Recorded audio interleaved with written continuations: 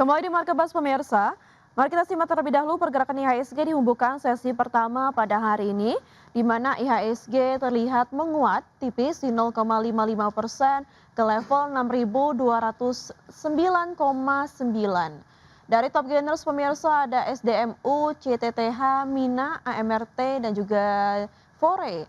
Lalu dari top losers pemirsa ada MHKI, SRAJ, JAST, dan juga CHEK, MTDL. Dari pergerakan sektoral pemirsa, tampaknya sektor energi memimpin penguatan di 1,23%, sementara kesehatan melemah di 1,09%. Dan selanjutnya pemirsa dari saham-saham pilihan untuk pagi hari ini antara lain ada. Namun sebelumnya kita ke Bursa Asia terlebih dahulu pemirsa, di mana Bursa Asia hari Nikkei 225 bergerak menguat di 0,77% ke level 71.601 dan juga STI menguat di 0,34% ke level 5.194. Kospi menguat di 3,4% di level 9.371 dan Hang Seng kemarin tutup ya pemirsa. Dari saham-saham pilihan pemirsa, ada TINS yang direkomendasikan buy, MBSS direkomendasikan buy, GGRM buy, dan juga MAPI buy.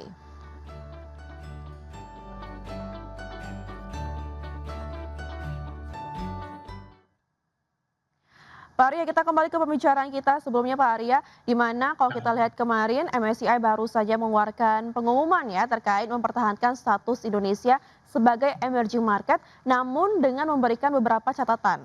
Nah, bagaimana Pak Arya, pasar merespon dari pengumuman MSCI ini terhadap aliran dana pasif yang terhadap Indonesia?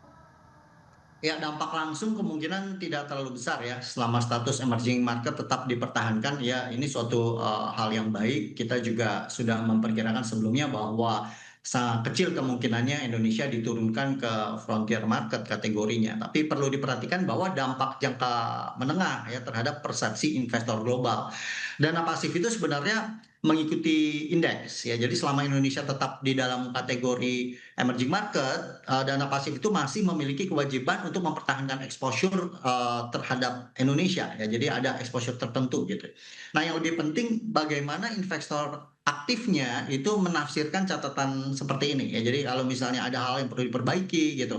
Yang paling penting sebenarnya aksesibilitas ya. Jadi apakah itu bisa mengurangi efisiensi pasar atau tidak. Jadi selama kalau kita perhatikan keluar masuknya para investor asing itu bisa dengan mudah ya, secara jangka panjang itu masih masih merupakan suatu keunggulan ya. Jadi tidak menghambat investor asing untuk bisa entry maupun bisa juga mudah untuk mengeluarkan dananya kembali. Jadi boleh dikatakan investor global itu tidak hanya mencari return yang tinggi, tapi kemudahan untuk bisa masuk dan keluar. Jadi menurut saya dampaknya perlu diperhatikan dari sisi jangka pendek dan jangka panjang.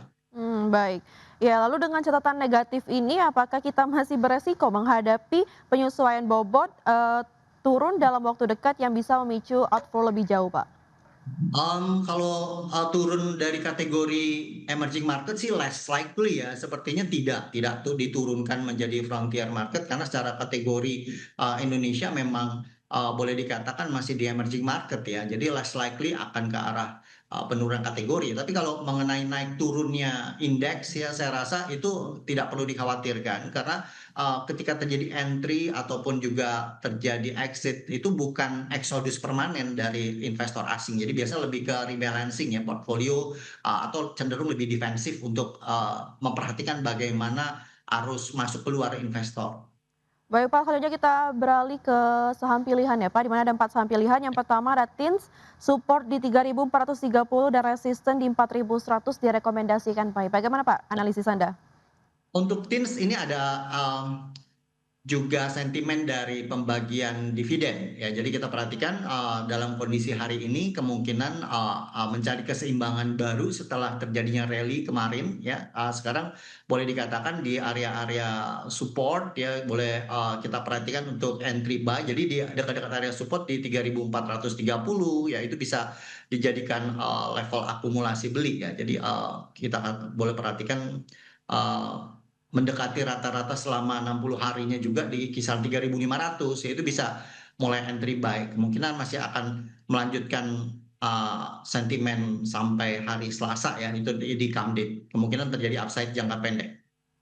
Baik, selanjutnya dari MBSS, support di Ya. 2.390 dan resisten di 3.200 juga direkomendasikan buy. Ya, untuk MBSS, ini menarik ya, terjadi konsolidasi ya di area, kisaran 2.000 sampai 2.400 yaitu, merupakan suatu area konsolidasi yang kemudian terjadi penguatan harga juga kembali, menembus ya dari level konsolidasi tersebut. Ada pola yang cukup menarik di situ dan kita melihat bahwa sejak, awal tahun sampai sekarang itu, trennya meningkat ya, naik. Jadi kemungkinan ada tren penguatan lanjutan jangka menengah dan, reward yang cukup menarik sampai di level resisten, dekat dengan resisten di 3.200 ya, secara persentase cukup menarik di tengah ketidakpastian, bisnis ya. Ini, boleh dikatakan di transportation yang juga kemungkinan masih ada upside. Baik, selanjutnya ada GGRM, support di 15.000 dan resisten di 17.400 direkomendasikan buy. Ya, GJRM ini menarik ya, secara valuasi relatif cukup murah. Kemudian kita juga memperhatikan bahwa terjadi tren, konsolidasi di kisaran 14.000 sampai di dekat 18.000 ya. Jadi sekitar, 14.000 sampai 17.000 bisa menjadi rentang untuk melakukan perdagangan ya, di mana juga, boleh dikatakan sekarang cukup under value ya untuk GGRM, walaupun selera pasar kelihatannya tidak terlalu kuat, tetapi kita bisa perhatikan di rentang ini, 14.000 sampai 17.000 merupakan suatu rentang yang baik untuk bisa dilakukan perdagangan jangka pendek. Untuk term investasi untuk GGRM Pak, apakah di jangka pendek, menengah atau panjang? Untuk jangka panjang yang punya holding period-nya, panjang juga masih bisa ya. Jadi, kalau kita perhatikan bahwa sekarang juga setengah dari book value-nya, margin of safety-nya cukup besar ya, tapi kita melihat bahwa, growth story-nya, sudah agak-agak berkurang ya. Oleh karena itu mungkin, pasar tidak terlalu berminat ya, tetapi, boleh dikatakan masih bisa menjadi suatu pilihan untuk, investasi. Baik, selanjutnya soal pilihan terakhir yaitu dari MAPI, support di 1.475 dan resisten di 1.700 yang direkomendasikan buy.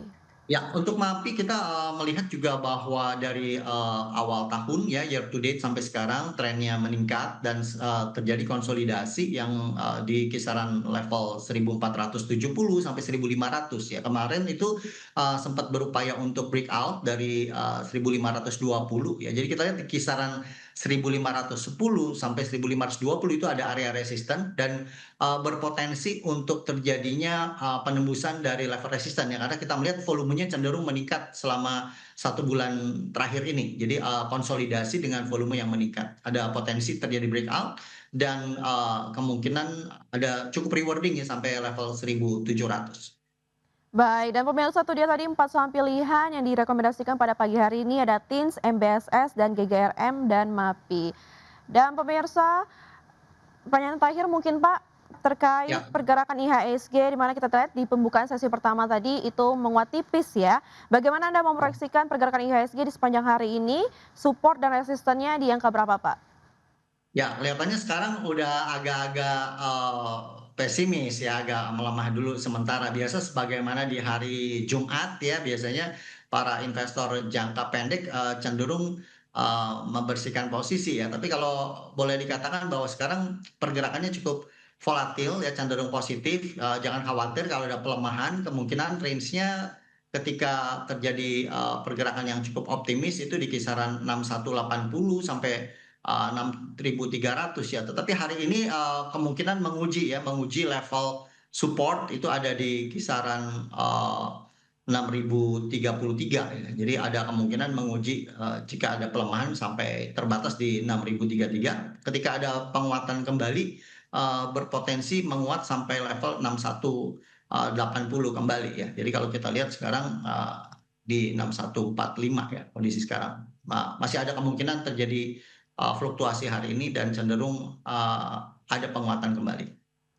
Baik, terima kasih Pak Arya Santoso telah bergabung bersama kami di Marketbas. Semoga analisis dan juga referensi dari Anda dapat menjadi referensi dan juga sumber informasi bagi investor di rumah.